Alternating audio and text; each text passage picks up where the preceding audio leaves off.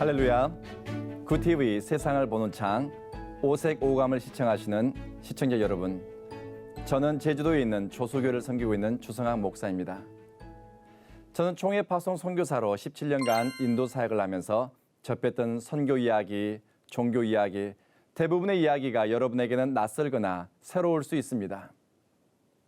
인도라는 컨텍스트를 배경으로 한 이야기들이지만 삶에 관한 자세와 삶을 대하는 태도는 인도인이나 한국인 혹은 다른 나라 사람들도 크게 다르지 않습니다.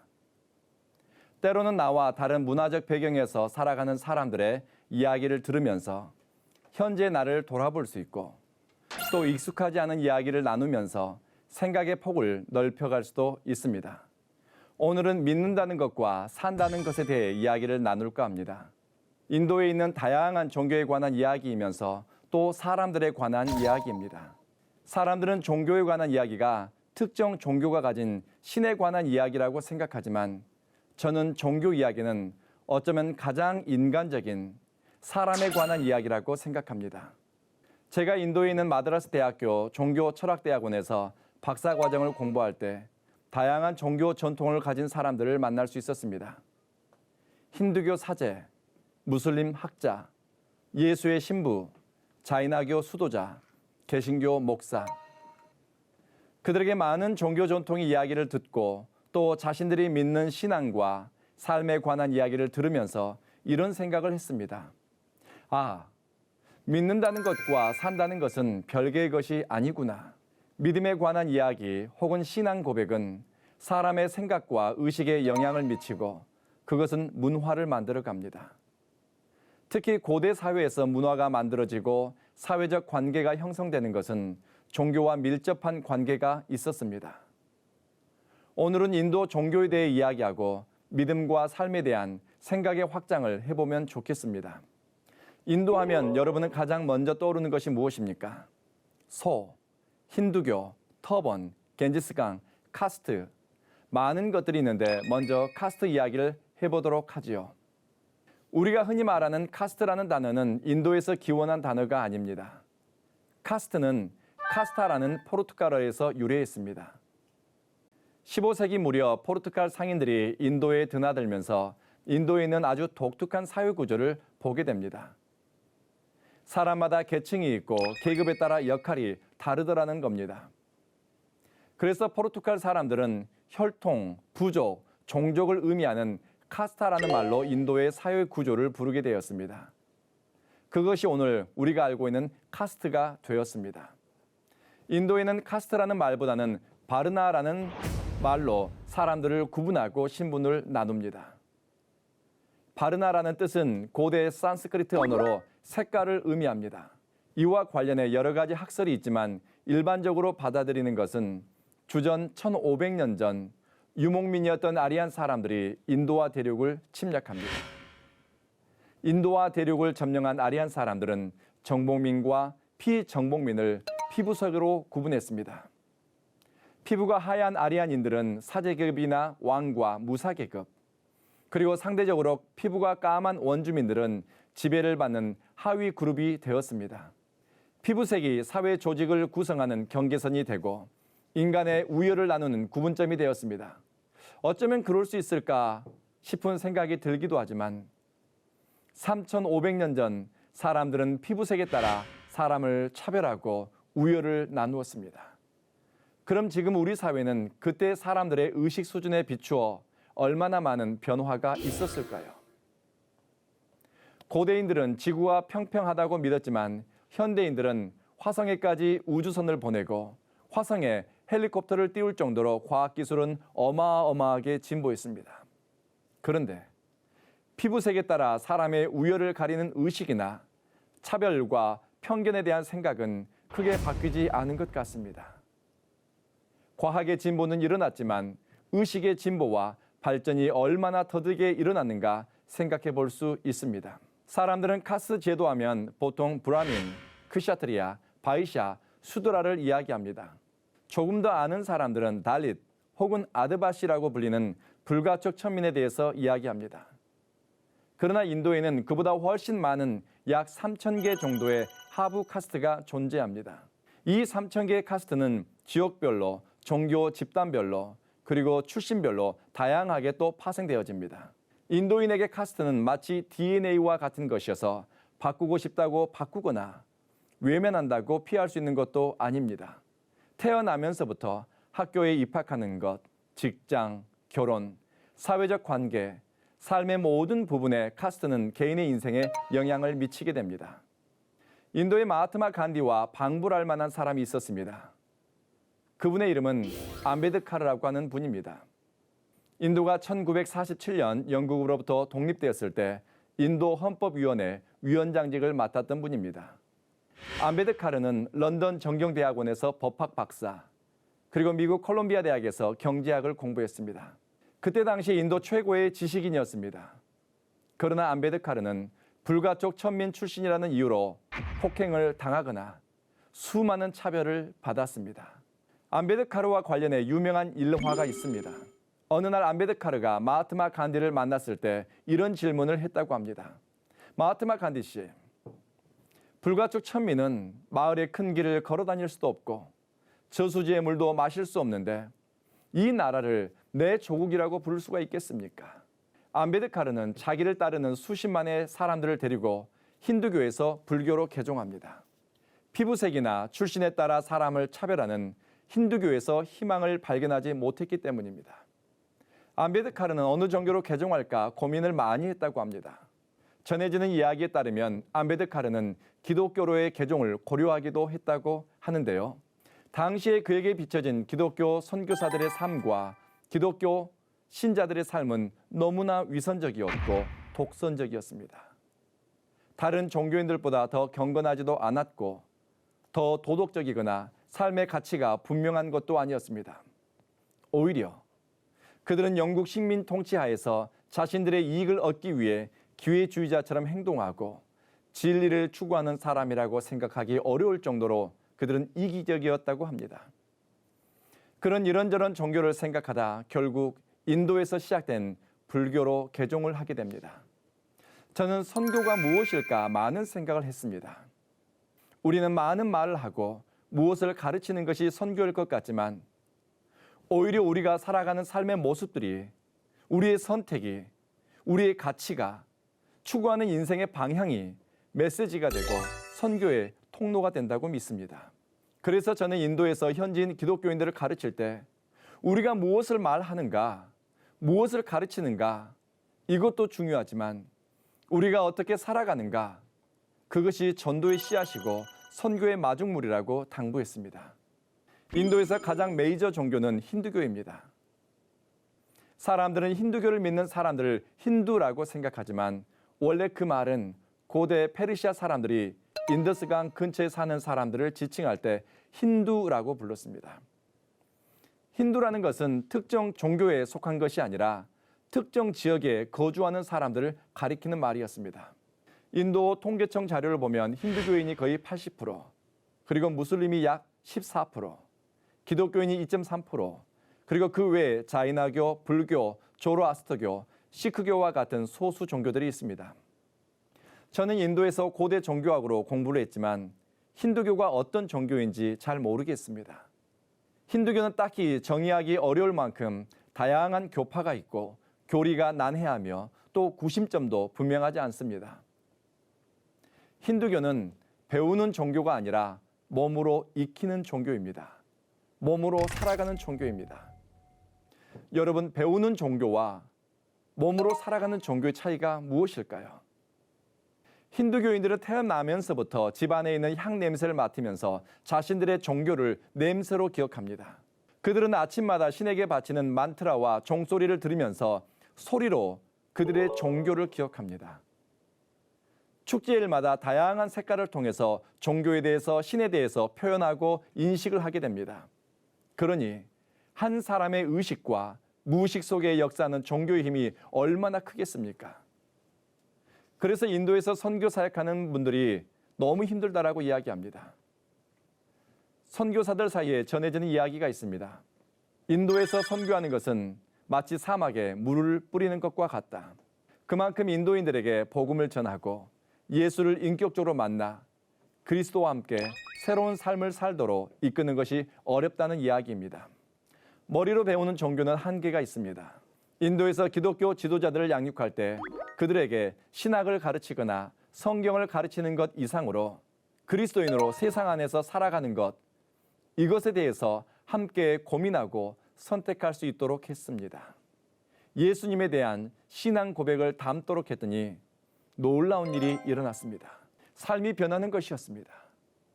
목회자가 변하고 성도가 변하고 또 그들의 변화는 지역사회의 힌두교인들에게 큰 감동을 주었습니다. 저희 사역지 교회에는 예수 믿고 세례 받으려는 많은 힌두교인들이 찾아오기도 했습니다. 아무리 머리로 열심히 배워도 몸으로 배우는 것만큼 효과적이기는 어렵습니다. 아무리 머리로 제자 훈련을 해도 몸으로 섬기고 몸으로 사랑하고 몸으로 주님 앞에 나아가는 것을 익히는 것보다 더 효과적일 수 있겠습니까? 코로나 시대는 우리는 그리스도인으로 존재하고 그리스도인으로 가정 안에서 직장 안에서 살아가고 우리의 예배가 특정 장소나 어떤 시간에 구애받지 않고 일상도의 신앙으로 임마누엘의 하나님과 동행하는 것을 몸으로 익혀야 될 때가 아닌가 그렇게 생각합니다. 인도에는 무슬림 인구도 무척 많습니다. 인도는 10년에 한 번씩 인구조사를 합니다. 2011년 통계청 자료를 보니 무슬림 인구는 약 1억 7천만 명이었습니다. 이제 2021년에는 더 인구가 늘었을 것입니다. 인도의 이슬람교는 주후 7세기경 무슬림 상인들이 인도에 왕래하면서 전래되었다고 합니다. 무굴 제국을 거치면서 인도 전역으로 이슬람교가 확장되었는데 힌두교와 이슬람교 사이의 갈등은 인도 사회 안에 내재된 마치 시한폭탄 같은 것입니다. 어느 입장에서 바라보느냐에 따라서 옳고 그름에 대한 기준이 달라질 것입니다. 인도에서 일어나는 대부분의 종교적 갈등, 그리고 종교적 폭력 사고에는 힌두교와 이슬람교, 힌두와 무슬림의 갈등이 있습니다. 여러분들은 힌두교 하면 관용의 종교로 배웠을 것입니다. 힌두교 경전이나 수도자들의 가르침에 따르면 톨러런스, 이 관용은 굉장히 중요한 덕목입니다. 그런데 종교적일 때는 관용과 상생이 중요한 가치지만 이것이 정치적인 이해관계 혹은 정치 영역에 들어오게 되면 또 다른 역할을 하게 됩니다. 예를 들면 인도에는 힌두투바 운동이라는 것이 있습니다. 본래적으로 혹은 힌두스러움이라고 번역할 수 있습니다. 인도 땅을 힌두교 왕국으로 만들자고 하는 근본주의 운동입니다. 힌두교의 가치, 힌두교의 교리, 힌두교의 이념이 정치, 경제, 문화 모든 영역에서 절대적인 기준으로 작용하는 그런 나라를 만들자는 운동입니다. 이들은 타 종교에 대해서 배타적입니다. 기독교나 이슬람교 같은 타 종교를 믿는 종교인들을 배격의 대상이라고 가르칩니다. 정치권에서는 자신들의 이익을 위해서 종교 간의 갈등을 부추기는 일들이 많았습니다. 대표적인 것이 1969년 구자라트 폭동으로 무슬림과 힌두 수백 명이 사망한 사고였습니다. 또 1984년 반시크 운동으로 엄청나게 많은 시크 교도들이 체포되거나 살해당하기도 했습니다. 그리고 수십 년째 현대 진행형인 것이 인도의 카시미르 지역에서는 무슬림 거주민들이 힌두교 당국에 의해서 물리적인 박해와 생명을 빼앗기는 일들이 비일비재하게 일어나고 있습니다. 단순히 종교 간의 갈등이 아닙니다. 그 이면에는 종교계와 정치권의 모종의 합의가 있었고 서로에게 무언과 이해관계가 맞아떨어지는 것이 있다는 점입니다. 인도에서 종교 간의 갈등으로 폭력 사태가 일어나면 참으로 끔찍한 일들이 일어납니다. 마치 야만의 시대로 돌아간 것처럼 인간 속에 있는 야만성이 그대로 표출됩니다. 저는 과거 구자라트 폭동에 관한 보고서를 읽으면서 어떻게 신의 이름으로 인간이 이렇게 야만적이고 끔찍한 존재로 변할 수 있는가 하는 것 때문에 전율한 적이 있습니다. 종교 이데올로기는 사람을 도구화하고 수단화시킬 수가 있습니다. 종교가 추구하는 참된 가치가 아니라 종교 기득권자들이 만들어낸 허상에 길들여지거나 그것을 맹목적으로 쫓아가게 되면 인류에게 무서운 해악을 끼칠 수가 있다는 것을 우리는 인식해야 합니다. 대부분의 종교는 자비와 평화를 말하는데 인간의 야만성은 도대체 어디에서 오는가? 한 이야기를 들려드리겠습니다. 인도에서 제가 사역하던 교회에 저희 교인이 겪은 실제 이야기입니다.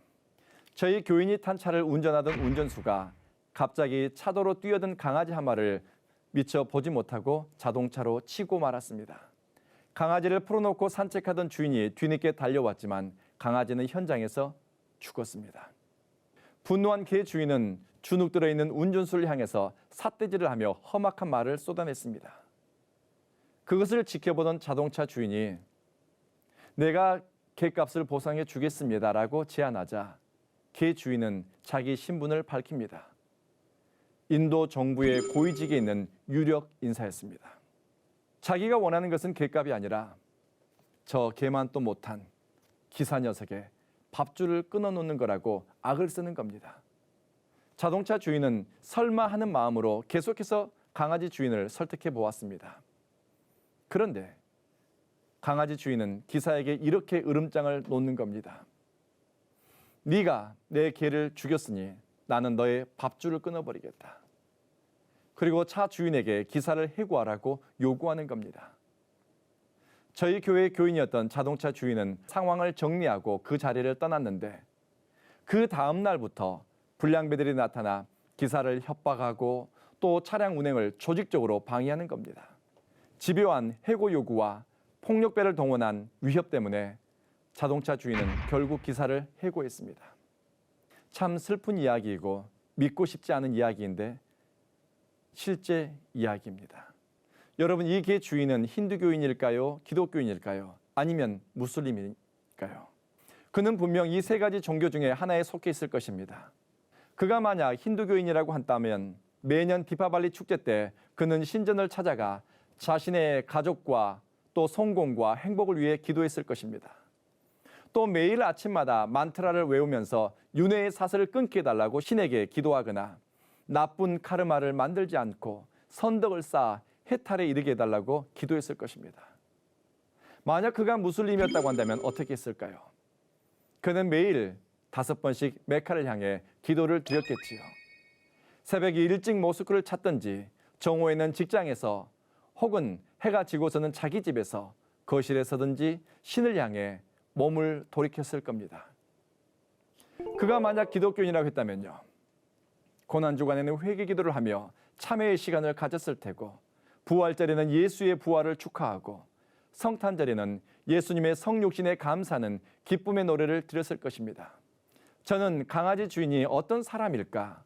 그의 됨됨이보다는 그가 믿는 신은 어떤 신일까?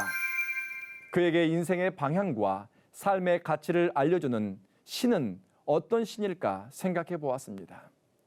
믿는다는 것과 산다는 것은 별개의 것이 아니기 때문입니다.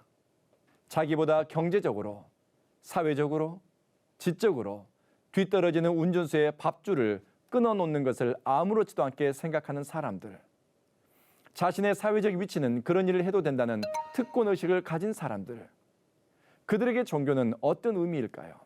종교를 뜻하는 religion이라는 단어는 라틴어 religio라는 단어에서 파생되었습니다. religio라는 말의 의미는 신에게 붙들어 매다라는 의미라고 합니다. 신에게 붙들린 인간의 삶은 신이 제시하는 가치에 따라 삶의 모양새나 선택이 달라지고 의미가 달라집니다. 제가 인도에서 방문한 집 가운데 시리안 기독교인의 집은 굉장히 인상적이었습니다. 이 시리안 기독교인들의 집은 같은 지역에 있는 힌두교인의 집과 그 양식에 있어서 약간 차이가 있습니다. 기독교인의 집은 현관을 들어서게 되면 바로 왼쪽에 곡식 창고가 있습니다. 그리고 그 맞은편에는 기도방이 있습니다. 그리고 그곳을 지나게 되면 거실이 나옵니다. 시리안 기독교인들은 집을 지을 때도 자신들의 신앙 고백을 그 집에 담았습니다. 그들은 기도실과 곡식 창고를 서로 마주보게 함으로써 먹고 마시며 육체가 사는 것이 그리고 영혼이 사는 것을 별개의 것으로 구분하지 않았습니다. 먹고 마시는 것도 하나님의 은혜로 기도함으로 자신의 곡식 창고에 채울 것이 있다고 믿었습니다. 가득 찬 곡식 창고를 마주 보면서 기도실에서 기도하고 또 비어있는 곡식 창고를 바라보면서 또 기도실에서 기도합니다. 그러니 그들에게는 먹고 사는 것이 하나님께 달려있구나. 이것이 그들의 신앙 고백이 되는 것입니다. 신앙 고백이 지배의 구조에도 영향을 미치고 사람들의 생각과 의식 그리고 일상의 선택에 많은 영향을 미칩니다. 그러니 믿는다는 것은 우리의 생각과 사고를 퇴보시키기보다는 더 큰 가치, 새로운 삶의 모양을 가지며 살도록 우리 삶을 만들어갑니다. 인도 고대 지혜서에 나오는 글을 읽으면서 참 좋은 글이다라는 생각을 한 적이 있습니다. 그것을 우리 기독교인들이 같이 읽었으면 좋겠다는 생각에서 이 글을 옮겨보았습니다. 구도자란 누구인가? 인도에서는 산스크리트 언어로 진리를 찾는 사람을 구도자, 사띠야르티라고 부릅니다. 그리고 인도 고대 지혜 문서에서는 구도자를 이렇게 정의합니다. 진리를 찾는 사람은 궁극적 자유를 찾는 사람이다. 그는 사자처럼 두려움이 없고 코끼리처럼 위엄을 갖추었다.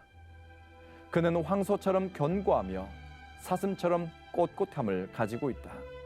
그리고 하늘처럼 아무 것에도 의지하지 않고 홀로 존재할 줄 아는 자, 그가 구도자이다. 진리 안에 거하는 그리스도인들은 어떤 사람들일까요? 진리로 충만한 삶을 사는 그리스도인들이라면 두려움의 포로가 되지 않으며 말과 삶의 품위를 갖추어야 한다. 우리 앞에 서신 예수를 따라가고 우리 안에 계신 성령과 함께 오늘을 사니 그는 혼자여도 외롭지 않고 매인 것 같으나 자유로우며 홀로 있는 것 같으나 공동체 안에 있으며 십자가를 지는 것 같으나 부활의 영광을 가슴에 품은 자이다. 그들이 그리스도인이다. 하나님의 말씀으로 세상을 이해하고 바라보는 마음의 창이 여러분 안에 열리기를 소망하며 이 시간 마치겠습니다. 감사합니다.